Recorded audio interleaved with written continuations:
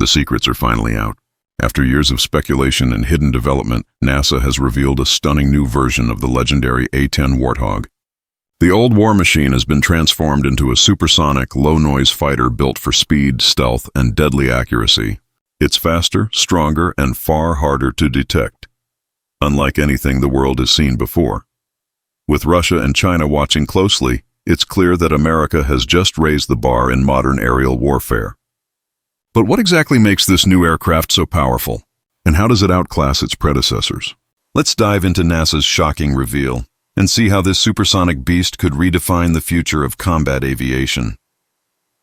The A-10, famously known as the Warthog, was built for one purpose: to support troops on the ground. Designed in the mid-1970s by Fairchild Republic for the U.S. Air Force, it's one of the most rugged and reliable aircraft ever made. At its heart is the GAU-8 Avenger, a massive 30mm cannon so powerful that the plane was practically designed around it. To protect the pilot during heavy fire, engineers surrounded the cockpit with over 1,000 pounds of titanium armor, like a flying, armored bathtub built to survive brutal combat. The Warthog can take off and land on short, rough airstrips, perfect for frontline missions. Its simple design also means field crews can repair it quickly with basic tools. Unlike traditional fighters that chase enemies in the sky, the A-10 flies low and slow, giving pilots a clear view of the battlefield to destroy enemy armor and protect ground troops. It can stay in the air for long periods, identify enemy threats with precision, and strike without endangering friendly forces, much like a firefighter putting out flames close to a crowd without harming anyone nearby. Although only the single-seat A-10A was mass-produced, an experimental two-seat version called the YA-10B was also tested. In 2005, the Air Force began the A-10C upgrade program, adding digital systems and modern smart weapon capabilities. It was meant to prepare the jet for eventual replacement by the F-35 Lightning II, but many pilots argued the Warthog's close support role couldn't easily be replaced. While Congress initially allowed the Air Force to retire the A-10 in 2023, that decision was later paused, keeping the jet in service. By the late 1980s, the A-10 had proven its worth. Grumman Aerospace took over maintenance in 1987 and began long-term support plans, but soon discovered cracks in key wing sections, showing signs of fatigue from decades of hard use. Things worsened in the early 1990s when military base closures led to massive job losses among maintenance crews. With fewer experienced workers, repairs were delayed, and problems grew more severe. To save the fleet, Grumman launched a plan in 1998 to extend each jet's life to 16,000 flight hours. This became the Hog-Up program in 1999, a major overhaul that improved fuel systems, controls, and engines. By 2001, engineers deemed the wing cracks critical, allowing emergency repairs without lengthy approvals. But a few years later, new tests revealed unreliable data, and one test wing even failed during trials. The Air Force realized it was running out of safe wings and had to act fast. In 2005, 3 solutions were proposed: 2 costly repair options or a cheaper one, building brand new wings. The latter one, at $1.72 billion, Boeing received the contract in 2006 to build 117 wings, with more optional orders. By 2013, they'd produced 173, and in 2011, 2 A-10s successfully flew with the new wings, a major victory for the aircraft's future. These new wings did more than fix cracks. They made the jet more mission-ready, easier to maintain, and extended its service life to 2035. The project was officially named the Thick Skin Urgent Spares Kitting Program, or TUSK. Thanks to Hug-Up and TUSK, the Warthog earned a second life. In 2014, the Air Force again considered retiring the A-10 to save money, even suggesting canceling the re-winging program to cut $500 million. But by 2015, the upgrades were too far along and too costly to reverse. Between 2005 and 2011, every A-10 and OA-10, over 350 aircraft, received major upgrades through the Precision Engagement Program. The result was the A-10C, equipped with smart bomb systems, all-weather combat capability, and modern electronic defenses. Pilots gained dual digital displays and an advanced cockpit layout similar to the F-15 and F-16, a transformation often compared to upgrading from an old phone to the latest smartphone. To give the A-10 more endurance on the battlefield, The Air Force tested a 600-gallon external fuel tank that could extend its flight time by nearly an hour. While the concept was first tried in 1997, serious testing didn't begin until 2012. Over 30 flights were conducted to see how the tank affected performance. The results showed the jet became slightly less stable during turns, but its accuracy and handling remained unaffected. One reason the Warthog stands out is its unique wing design. A cantilever low-wing monoplane with wide, straight wings that keep it stable and easy to control even at low speeds and altitudes.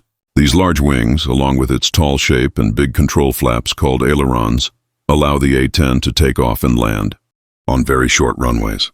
It's like an off-road truck that doesn't need a smooth road, perfect for rough, simple airfields near the front lines.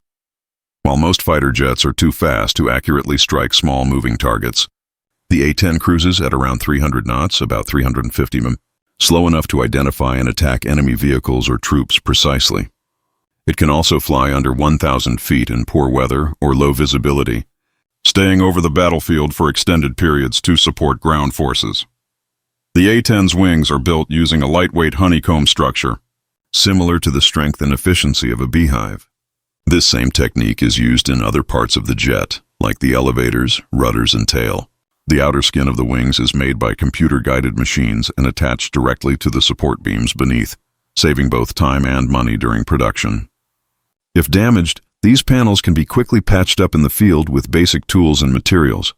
The Warthog's large ailerons, spanning nearly half the wing's length, are split into two sections, forming decelelerons that can open midair to slow the aircraft down. This gives pilots precise control when adjusting speed or preparing to land. The placement of the A-10's massive 30mm cannon is also ingenious. Mounted along the aircraft's centerline, it required engineers to shift the front wheel slightly to the right. This offset design makes the jet turn more sharply to the right on the ground, like a shopping cart with a wheel that pulls to one side. Even the landing gear is built with practicality in mind. When retracted, parts of the tires remain exposed. This isn't a flaw, it's a clever safety feature. In an emergency belly landing, the exposed wheels act as skids, helping the jet slide smoothly. If the hydraulics fail, gravity and air pressure can still deploy the landing gear, similar to emergency doors that unlock automatically during power outages. When it comes to toughness, the Warthog is unmatched. It can withstand direct hits from armor-piercing and explosive rounds up to 23 mm. If its hydraulics fail, the jet doesn't go down. It switches to a manual reversion system, allowing the pilot to steer using mechanical controls. It's harder to handle but reliable enough to get home safely. The pilot sits inside a titanium bathtub, a 200-pound, 540-kilo armored shell that wraps around the cockpit and vital systems. The plates, up to 1.5 inches thick, are designed to deflect cannon fire and shrapnel. Inside, nylon layers help stop fragments, and even the canopy and windshield are bullet-resistant, giving pilots exceptional protection. One of the most famous examples of the A-10's resilience occurred during the Iraq War in '3. Captain Kim Campbell's jet was severely damaged by enemy fire over Baghdad. Losing one engine and all hydraulics, she switched to manual controls and managed to fly nearly an hour before safely landing back at base. The A-10 Thunderbolt II was built to thrive in the harshest conditions. Unlike most jets that need smooth runways, it can operate from rough forward air bases or makeshift strips littered with rocks and debris. Its twin General Electric TF-34 turbofan engines are mounted high on the fuselage to prevent damage from foreign objects and allow maintenance crews to work while they're still running, getting the jet back in action faster. Its low wings make loading weapons, refueling, and maintenance quicker and easier, even with limited tools, like a low cargo truck that's easy to load compared to one that's too tall.